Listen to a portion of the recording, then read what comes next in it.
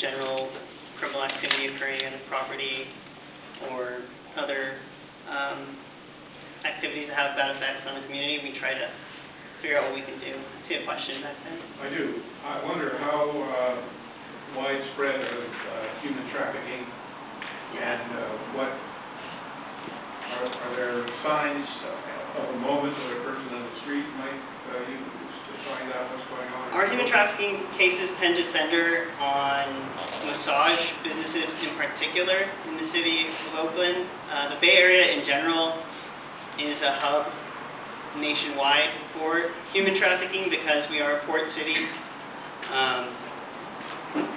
Those cases don't tend to come from community members, those tend to come from the police. So I wouldn't expect you to recognize it on the street or anything like that, but it's just one of our areas of focus, so I just thought I'd mention it. Yeah. Good.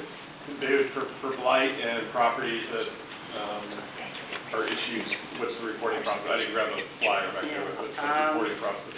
So there's a website that you can see, and there's like an app where you can report illegal dumping. Is it part of the city attorney's web? It's not specific to the city attorney's office. It's just a citywide. Yeah, C-Click. Oh, okay. Okay. But then I think once you report illegal dumping, what happens is we have staff in the city attorney's office that like to follow up, and what we need to enforce illegal dumping is a witness who's willing to attest that I witnessed this dumping occur, and so that tends to be the difficult part. So if you see it, we really like to get our staff to talk to you, and we really like it when people are willing to testify and say, I saw it, and you know, obviously we need to know who did it and stuff like that. Yeah. Thank you. Sorry, question. Do you get involved with homelessness issues at all? That is not, the city tends to have a specific task force, I think, that works on homeless issues. We do illegal dumping, like a lot of people conflate the two, but we focus on illegal dumping in terms of on private property, or on private property or on public property, but most of our cases are private property focused, and we don't really do cases about, like, a lot of people see a homeless camp and they tend to think of it as illegal dumping, but the city has a different view. What is the legal difference between litter on the ground in those two cases? Well, I think that Speak up, please. the legal difference, I'm not sure, but I think the view of the city is that this is people that they have their possessions around them, they're in possession of it, so it's not dumping, they're still in possession of it, yeah. So, but there's a task force that works specifically on homeless issues. I'm still, it's been a month, so I don't actually know exactly what it is that everyone's doing yet, but I do know that. Yeah. Any other questions? Yeah. Thank you. Thank you. Thank you. I think that's the end of the NCPC part of the meeting. Before I turn it over, I wanted to welcome our council member, Dan Cowles, who showed up. Thank you for coming. Sure. So the rest of the agenda is the RCPC. So those.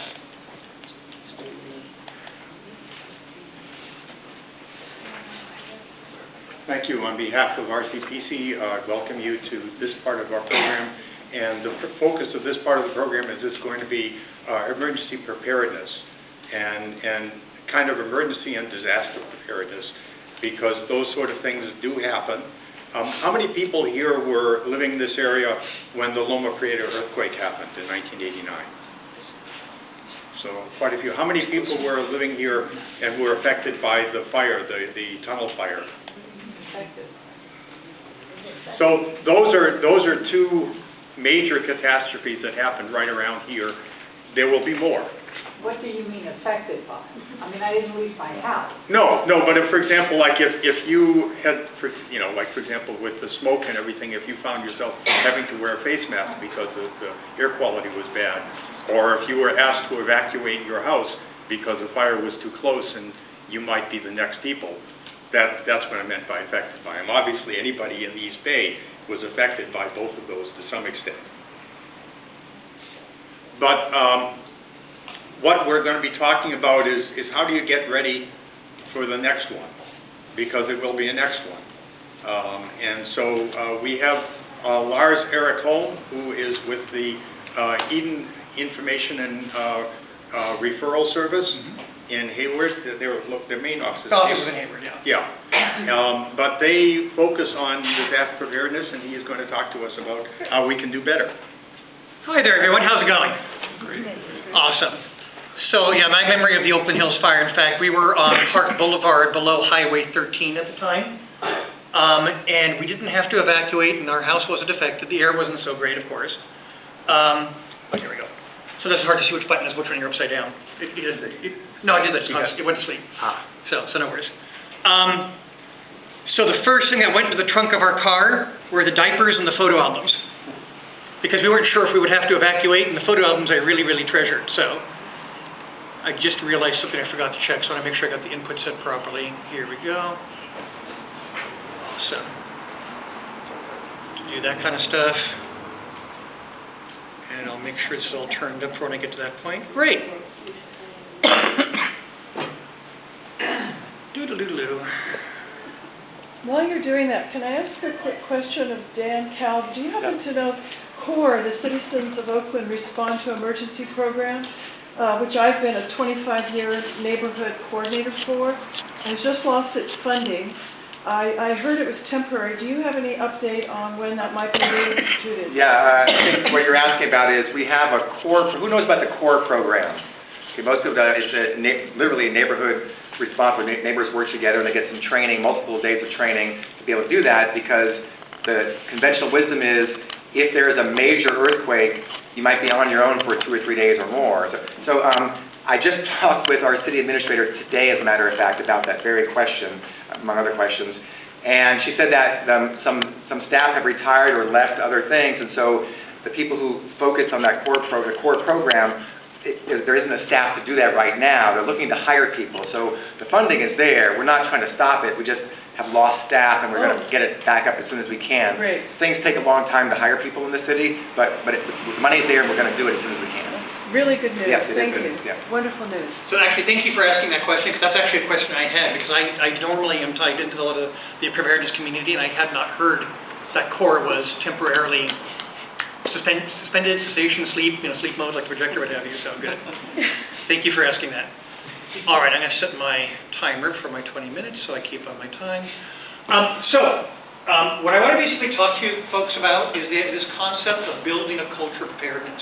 So the idea isn't to just grab a flyer that talks to you about how to make a kit, and then forget about it for a year and a half, and you find it in your closet and open it up and go, ew. So we're going to try and talk a little bit about how to make these kinds of things a little more sustainable.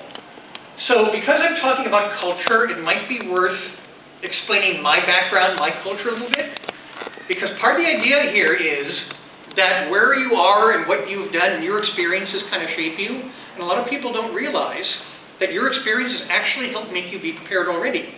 You just kind of have to sort of have somebody shine a light on that.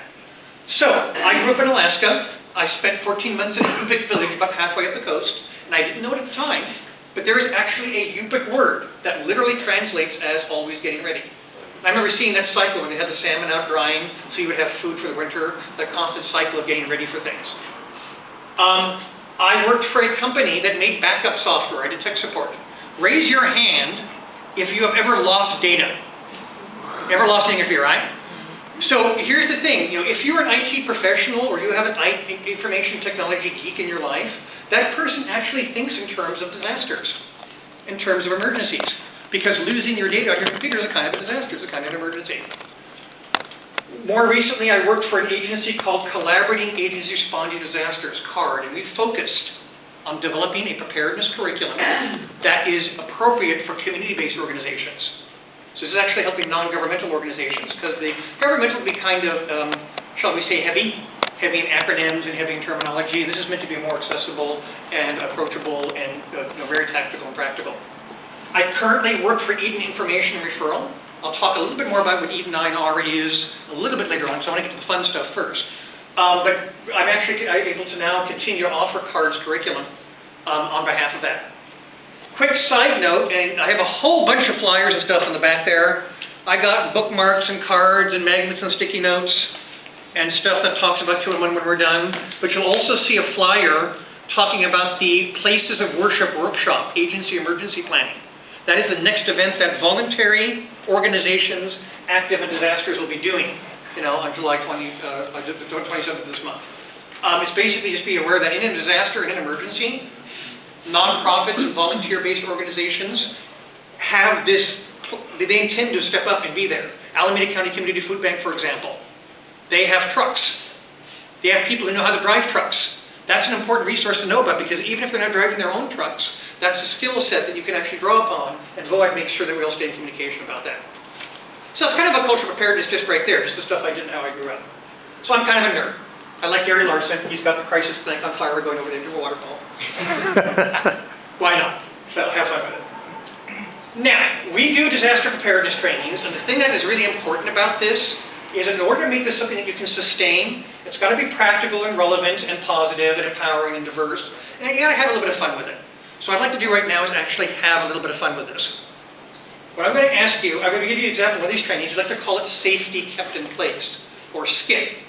Skip over the worry, skip over the stress, actually deal with things.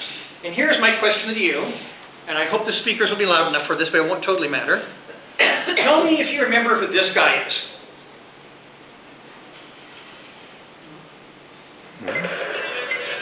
Air freshener, $1.29 on debit MasterCard. Tube sock, $4. Paperclip, ballpoint pen, rubber band, tweezers, nasal spray, and a turkey baster, $14. The little things that get you through the day, priceless. There are some things money can't buy. For everyday stuff, there's debit MasterCard. Raise your hand if you knew who that was.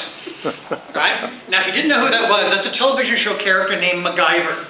And it's funny because I did a training just recently where a little 8-year-old kid actually knew exactly who that was. In fact, MacGyver's kind of become a verb. I'm going to MacGyver that. So if something's wrong with this table, with that chair, with that computer, I'm going to MacGyver a solution to that. What I would like to do is play a little game here. What do I have here? Plastic bag. Zip-top bag, a baggie, right? Now, what I'm going to ask you to do is find somebody who's close to you. So make sure you have a partner. And that means you two in the back as well. You got a partner back there, okay? So make sure you got somebody next to you. We're all playing on this. And I'm going to ask you to brainstorm with your partner all the ways you could use this bag to either prepare for an emergency ahead of time. Maybe you could put stuff in it. Maybe the bag would look a little something like this. With a bunch of stuff in it. How you could use the bag itself to respond to something that's happening right now, or how you could use the bag to recover from an incident, okay? Now here's the important thing. Don't censor yourself. Be silly. Say things that are slightly inappropriate or rude if you have to. I promise them. We're not recording this, so what happens in the room, we'll stay in this room, okay? All right? Any questions about that? Please turn to your partner and start brainstorming now. That's you too, yes.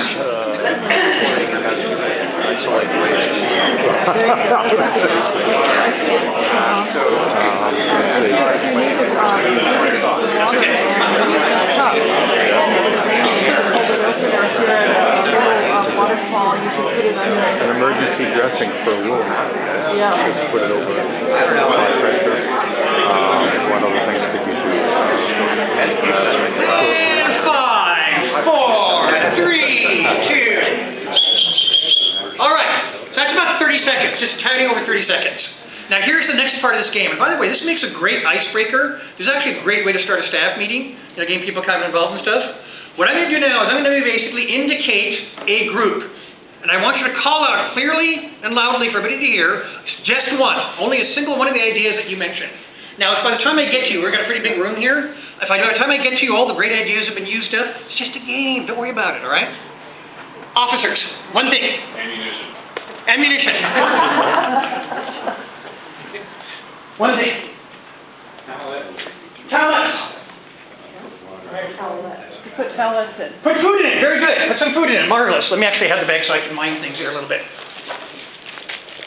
One thing. Light. As a matter of fact, that's actually an idea I sometimes throw off. Guys see this? What does this do?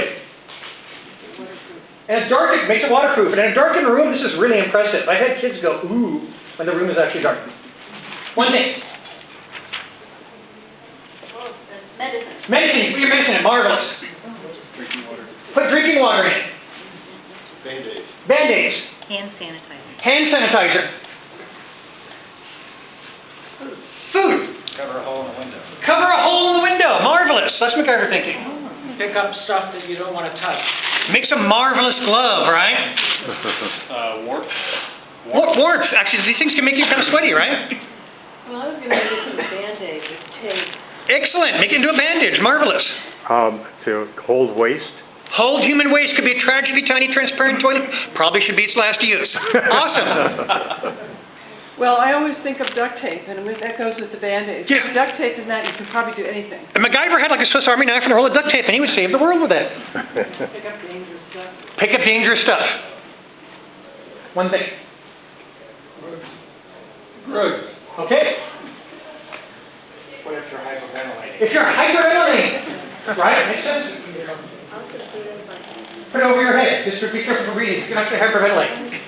Now, I'm not going to spend much time on this one because of the time that I've got, but I actually can go for a full 5 to 10 minutes having people maneuver how they could use this bag.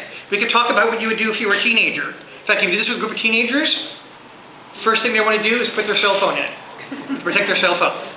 When I do this for seniors, I do this training for a lot of seniors, and it's kind of cool because some of the seniors, I've been told, have walked around their unit dropping things into a zip-top bag after my more extensive training and made a kit for themselves. You're looking at maybe $10 worth of stuff here.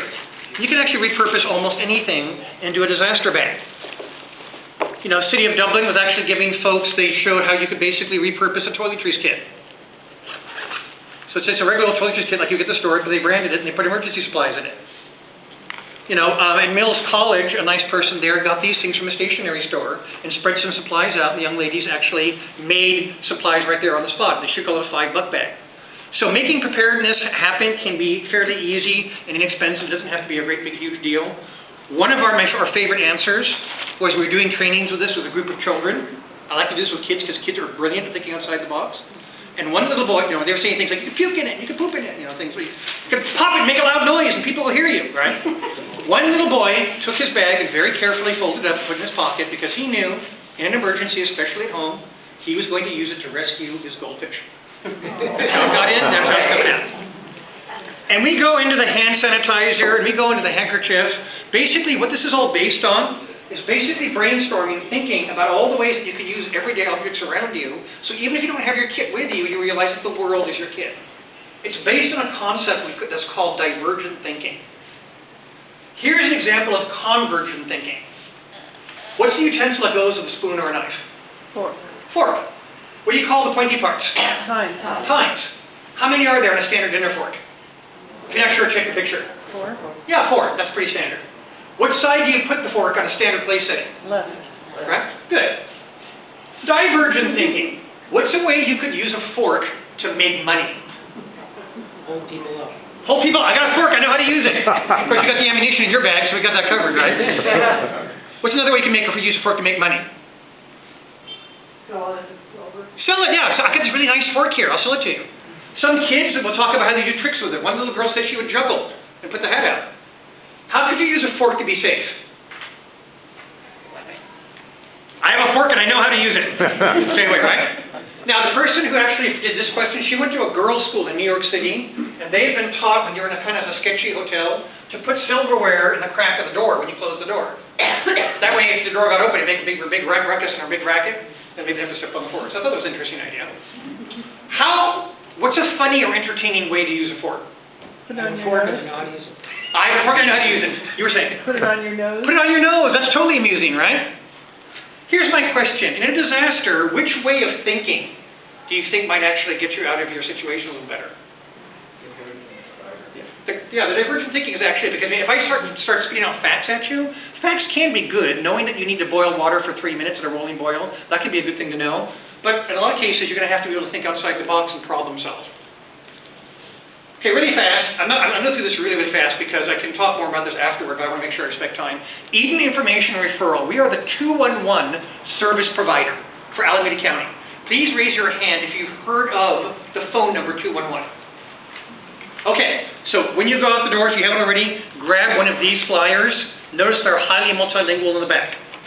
In a nutshell, 211 is a phone number that you can call 24 hours a day, 7 days a week. And we're basically there to help people access housing, healthcare, or disaster relief.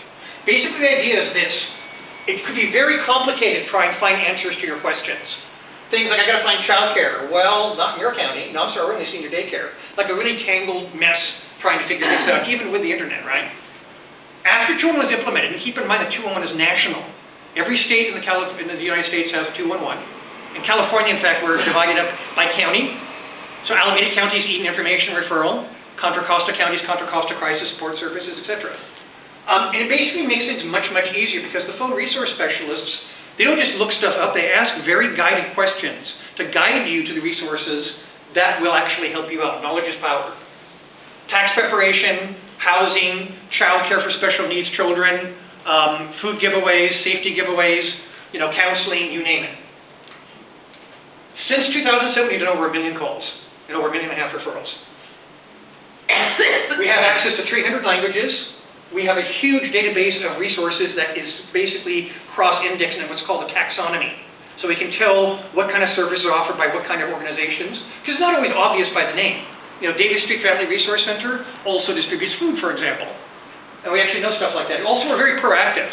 So as the song goes, we're not just trying to give you what you want, we're trying to give you what you need. So, I like to read, that's why I have a bookmark. An author that I'm very fond of said that while Google could give you 100,000 answers, it takes a librarian to help you find the right one. And that's 211. Now, pertinent to this role is we also have a role in disasters. So those of you that raise your hands, how many of you knew that we had a role in disasters? Excellent. Do they have a role in disasters? Yes, 211 does have a role in disasters. And if you didn't know that, grab this flyer, the little salmon-colored one. But basically, the idea here is that I actually have a seat. This is probably going to be me sitting here at the Emergency Operations Center in Dublin. Now, I have a colleague whose mom works for 911, and she says this happens, there's been an earthquake. I'd like to report an earthquake. Did you feel that? How big was it? You don't want to call 911 for stuff like that, right? But you still want to know things like where are the shelters at? How do I get to them? Is transportation open? Is BART running? How do I get access to food or water? I had to evacuate, I had to leave my medication behind. Are you guys going to be able to accommodate that? I'm coming to the shelter, I'm bringing my pet. Family reunification. I lost track of my family members. How do I track that down? We actually, in fact, recently have handled overflow calls for Hurricane Harvey for 201 Texas. For the Camp Fire, our sister 211 in Butte County, we did close to 400 overflow calls. What's kind of interesting about that is that some of those calls were related to navigation. People who need to know how to get to the disaster relief centers that were located in areas that they couldn't get to anymore because roads were closed. So we don't live up there, and we were able to help them with that. Make sense? Now, the rest of this, I have a whole set of slides about topics I could or couldn't talk about. Yes, sir? Is your group an NGO, or what is it? Oh, good question. We're a nonprofit. Yeah, Eden Information Referral has actually been in business for 43 years of connecting people with resources. We're a nonprofit. Our funding comes from a variety of places. We get a bit from the county, we get a bit from all 14 of the cities, we get a bit from social services. I personally am funded by the Walter and Lise Haas Fund because they know the importance of helping the community get prepared in positive ways. Good question. Thank you. Yes, sir? Do you want to only work for landlines or no. cell phones? So they work for the cell phones. Now, if you're on the border and you get the wrong one, they'll do a warm transfer. Oh, you're trying to reach Alameda County. We're Contra Costa County. Let me transfer you. Even if you're a cell phone from another state? Yeah, absolutely. Actually, it works by triangulation. So it's not based on area code. So that's a good question, too. As I said, that made me think of something. I'll think of it later. No worries. So, if you're going to try and build a culture of preparedness, you want to be optimistic about it. But here's the thing. I want to be a little precise. Optimism is like, oh my goodness, it's all butterflies. We're all so happy. For me, optimism is a little bit hard-nosed. So again, the example in Alaska, there was a guy whose snowmobile broke down between Hooper Bay and Chivak. It was about 15 degrees below zero. He couldn't transport himself anywhere, so he basically spent the night jogging around.